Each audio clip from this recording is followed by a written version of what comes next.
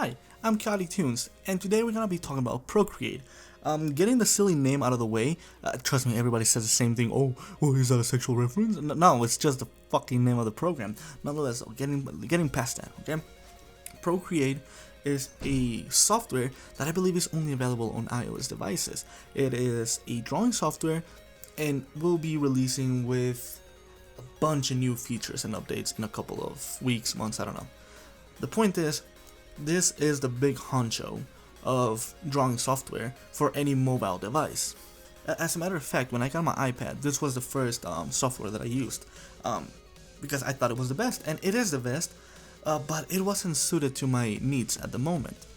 I also had a problem where whenever I exported images, they would be very, very sharp and not in a good way. Like the edges would be sharp, like you would be able to see the pixels. I don't know if that was a bug or if I just didn't know what the hell it was doing. However, I decided to use Procreate for this video, and I haven't used it in a long while, so that's the reason I wanted to use it, to make sure that my review on it was legitimate, truthful, right? And it's a great program, it really is. It has so many features. It has beautiful, steadying of the, like for like shaky hands. I have very shaky hands. It works wonders, like it really does.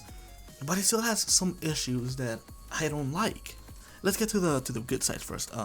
Brushes. Again, as I mentioned in yesterday's video, brushes are a huge thing for any digital artist. And while Procreate does have a very big selection of brushes, it gets even bigger because you can buy brushes, you can get new brushes, you can import brushes from Photoshop. Brushes are unlimited in this program. It's honestly fantastic. Like, that's one of my biggest issues with, Autodesk Sketchbook, that the brushes you get are what you get. That's it. Nothing more, nothing less, right? But here you can import more brushes, and that is fantastic. Another thing I love about this program is just how intimate you can get with, like, everything. Like, you can change even the smallest things. When you're, like, selecting things and you want to transform things, or if you want to change the shading of one single part of, like, the whole layer, you're able to. You just need to select that area, and that's all you need to do. It's fantastic. Like, the amount of creativity you can have in this program is endless. It really is. It's such a professional product that it can be intimidating to get into, and that's also one of the reasons that drove me away from it. As a beginner digital artist, it was very intimidating because you had so many options, you had so many different things you could choose from. It was overwhelming, and Autodesk gave me a more comfortable feeling that I was more accustomed to. But now that I'm going back to Procreate to, like, kind of see things, gauge things, it's not that daunting. Sure, there's a lot to take in, but the options are amazing. Like, it makes up for any daunting experience that you might get from it. As I mentioned a little bit earlier today, the streamline process is fantastic. And when I say streamline in this case, is for my shaking hand. I'm not able to do straight lines, I'm not able to do perfect circles, because I have very shaky hands. But Procreate has, like, the way it, like, makes it so you'll do better lines is, instead of, like, fixing the line after you're done drawing it, it slows it down. So you get, like, a good idea of where the hell you're drawing and how you want to bend it and how you want to twist it. And it's fantastic because at the end of that line, you're gonna have exactly what you wanted. The program's not gonna correct it for you. It's gonna be just as you wanted. And this is something that's very similar to Paintside 2, which was the first ever program that I used in general for digital art. And it's something that I loved. It's something that I love in this program, and I highly recommend you try that if you get the program. The downside of this program, though, is it's not free. It's not a free program. You have to pay $10, and for anything that's mobile, for me, like, when I had to pay $10, dude, that was a huge price, because I've never paid more than, like, 99 cents on any tablet or any phone.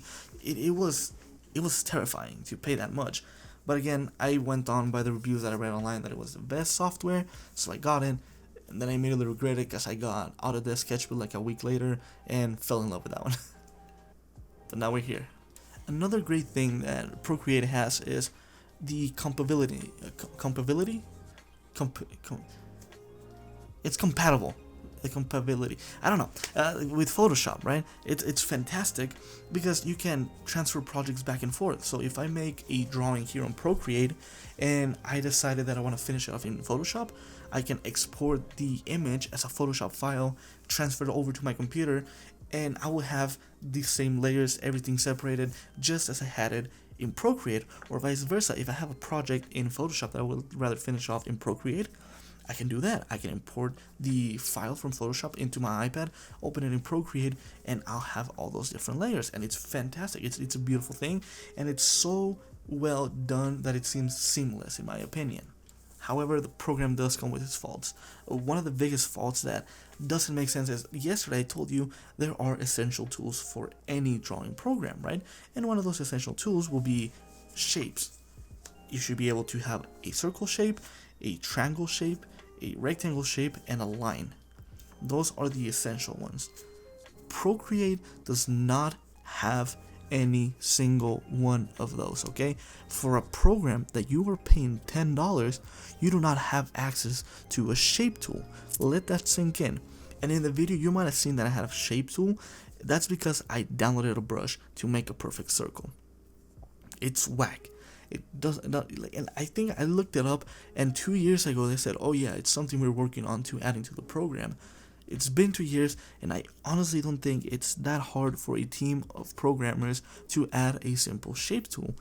Don't get me wrong, I'm sure programming is hard, but dude, this is like a basic tool that every single other program has. Why?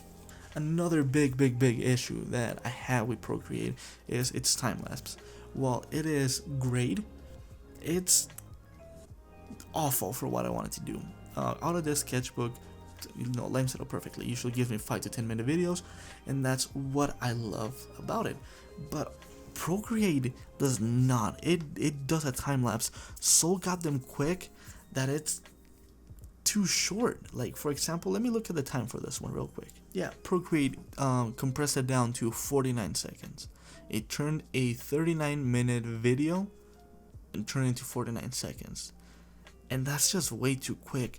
And I've tried exporting the file for this video in particular and just slowing it down so I could put it down to the length of the video. Did not work out. It was way too choppy and it was way too slow. I wish there was an option that would let you change how fast it records things, so you could actually export the file straight from Procreate rather than having to use a screen recorder on my iPad and then transfer that file over to my computer. Mainly because I don't like the notifications. I get a lot of notifications from either Instagram or YouTube or Snapchat, things like that. Actually, there's no Snapchat on iPad, but you get the gist of it. And it's very annoying to see those notifications pop up in the drawing because they don't belong there. This is supposed to be a drawing video, and yet here they are. So if there was something I could change about Procreate, is make it so I can make the time lapse slower or longer, actually, like longer. Like, that's all I'm asking for. Procreate, if for some reason you are listening to me right now, make the time lapse longer, dude. Please give me the option. That's all I'm asking for. Please. Nonetheless, though, let's reach the conclusion of this program. Would I recommend it to you? Maybe.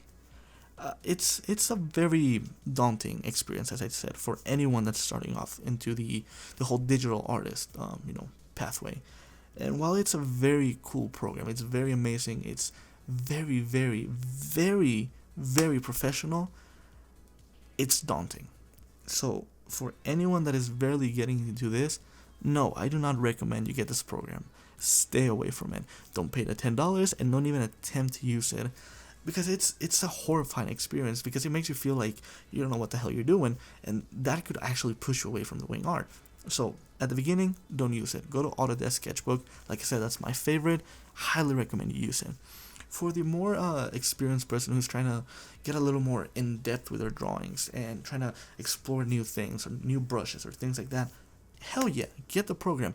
$10 is a high price for a mobile device, but it's worth every cent, trust me. Nonetheless, though, I'd love to hear what you have to say in the comment section below. And if you liked the video, hell appreciate if you dropped a like. If you thought it was helpful, I really appreciate if you subscribe to my channel. I'm trying to do more reviews of things, because this was actually kind of a fun experience. Nonetheless, though, I hope you have a wonderful day. And until next time, don't do drugs, because those things are bad for you.